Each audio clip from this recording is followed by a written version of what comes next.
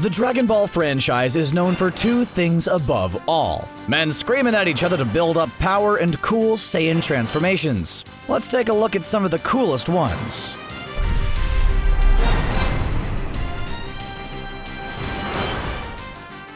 There was a moment in the 90s where kids, teenagers, and anime-loving adults all lost their freaking minds at the exact same time, when Goku finally got the upper hand on Frieza by changing his hairstyle and becoming a Super Saiyan for the very first time.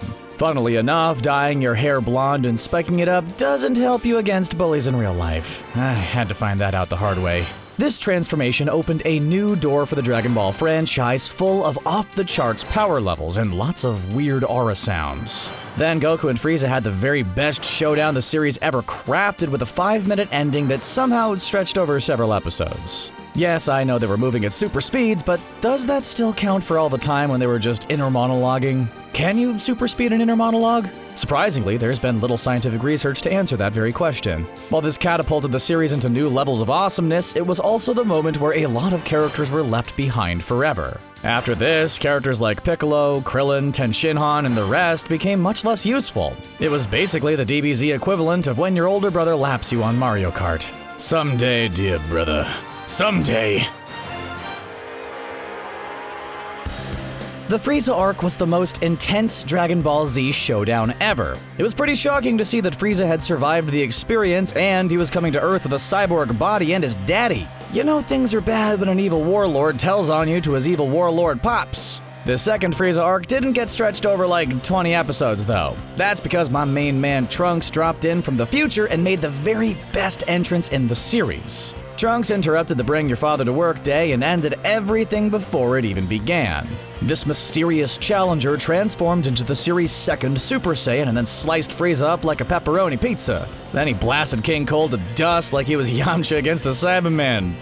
Too soon? Yamcha can take it. Also, not everyone can pull off the black tank top, half jacket, and sword over the shoulder look. The fact that he looked so cool might be even more impressive. The moment wasn't just a crowd pleaser though. At that point, we thought that Goku, Gohan, and Vegeta were the only Saiyans left. To see another one who also had mastered the Super Saiyan ability made everyone speculate wildly about who he was.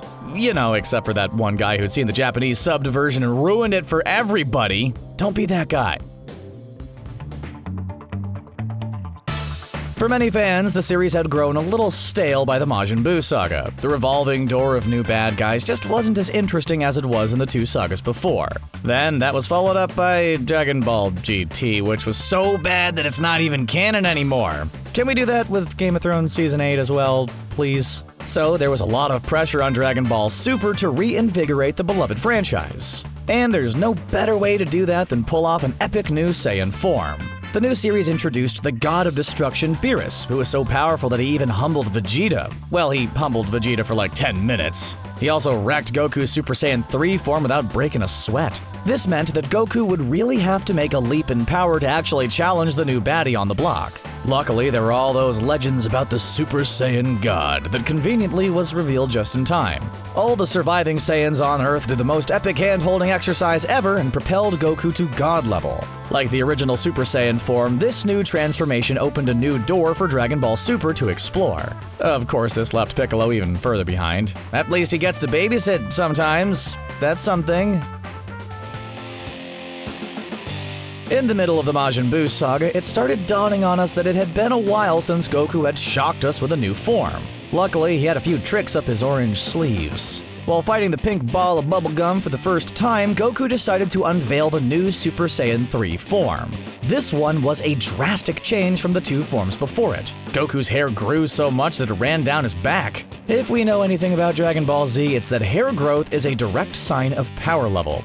Sorry, Krillin. Of all the Saiyan forms, this one tends to get the least love. That's probably because creator Akira Toriyama admitted that he forgot he created the form in the first place. Oops. Guess he just put Super Saiyan 3 in the same file as Yajirobe and launch. It's probably a bit of an understatement to say that Vegeta is kind of prideful. Having to spend his life in Goku's shadow is probably his worst nightmare. We all remember that Vegeta was boasting about how he was a Super Saiyan before Goku came up and stole the show from him. Apparently, none of the Super Saiyan legends mentioned the whole blonde hair thing. So Vegeta had to do something awesome to try and regain some of that glory. He needed to actually become a Super Saiyan for real this time. In typical Vegeta fashion, he trained to do this in about the most dramatic way possible. Vegeta spent a ton of time training in high gravity when a meteor storm descended upon him. He leapt out of his ship and had to give the meteor everything he had to stay alive. This resulted in him becoming Super Saiyan for the first time. It's worth mentioning that Vegeta was the one who told this story, so maybe we should all take it with a grain of salt. It's entirely possible that he stubbed his toe and got so angry that the Super Saiyan power erupted from within him. Hey, we've all been there.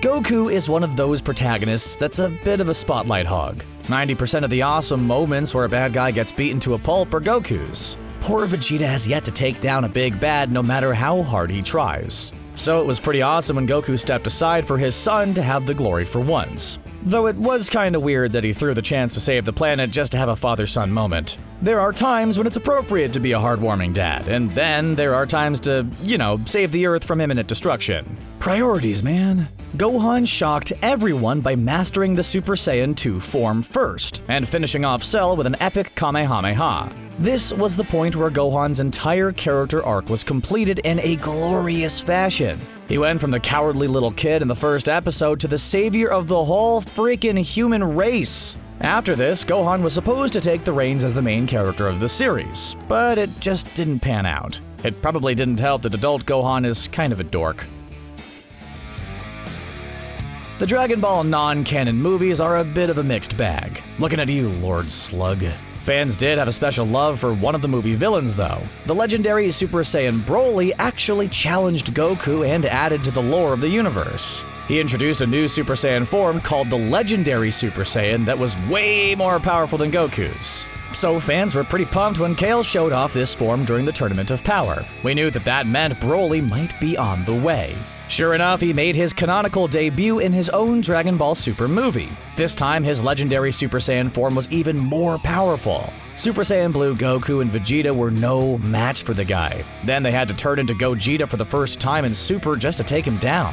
That wasn't even a thing they had to resort to in the Tournament of Power. He's still out there in the galaxy, so time will tell if he'll go on to become an ally to our heroes or stay an enemy. So could we expect Cooler's Dragon Ball Super movie next?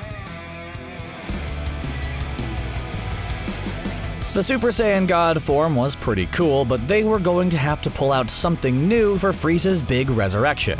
This time, Frieza was packing a new golden form that was leaps and bounds more powerful than regular old Super Saiyan. Frieza thought he had the upper hand on the Saiyan tag team, but Goku showed him that his new Super Saiyan Blue form was much more powerful. In the end, he took a full forced punch from Frieza without even getting hurt. Then he gave him a relatively small punch to the chest that sent the guy flying. Little fella was so upset about this that he screamed hard enough to make a whirlpool spring up around him. You gotta have some sympathy for him. He used to be the baddest guy in the galaxy, and now his best new form was nothing compared to Goku's new one.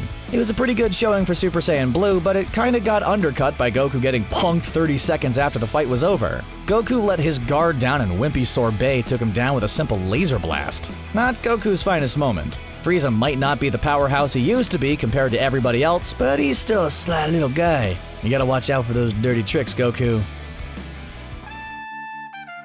Trunks and Goten definitely have the best friendship in the Dragon Ball series. The two are practically inseparable in day-to-day life and make for a pretty epic tag team in a fight. The thing that really drives this home is how much the two enjoy combining into Gotenks. Piccolo practically had to pull teeth to get Goku and Vegeta to merge, but Trunks and Goten seemed to love it. The technique allowed them to get in the thick of it during the Majin Buu fight, and nearly win the day. If it were an option, the two might just stay as Gotenks all the time. When the two combined in their Super Saiyan forms, their Gotenks was even more powerful. What really made it clear that they were on a whole other level is that they managed to change into a Super Saiyan 3. Even Vegeta and Gohan hadn't reached that form yet. For a brief moment, Trunks and Goten were on the highest end of the power level curve. Hope they enjoyed it because it'll probably never happen again. They didn't even get invited to the Tournament of Power. Is Super Saiyan Blue Gotenks too much to ask for? What with all this talk about Super Saiyans, fusions, and Super Saiyan gods, we could forget about the first Saiyan transformation. Before we even knew what a Saiyan was, we were treated to a shocking form related to that warrior blood. In the original Dragon Ball, Goku was exposed to the moon and found himself suddenly transformed into a giant ape. For a good portion of the series, Goku was secretly the biggest threat to the entire world. The moon would basically make him a great ape Hulk that would rampage everywhere with no regard for human life. Things got a little different when we saw Vegeta use his great ape form. Vegeta managed to actually master the form and made it twice as dangerous as before. We could go on and on about the Super Saiyan forms in GT and how they relate to the ape transformations, but they aren't canon anymore. I think that we're legally required to ignore anything that isn't canon. You don't want to see how much Goku's Super Saiyan lawyer can bench press. He's really strong. It's been a while since we've seen a great ape form. Did Toriyama forget about great apes too, like he did with Super Saiyan 3? I know everybody lost their tails, but they could bring it back just for nostalgia's sake. And there you have it, all the coolest Saiyan transformations we've ever seen. What kind of transformation do you think we'll see next? Will we ever see a Super Saiyan Ultra Instinct? Let us know in the comments, and don't forget to like and subscribe for more Saiyan action from CBR. Thanks for watching.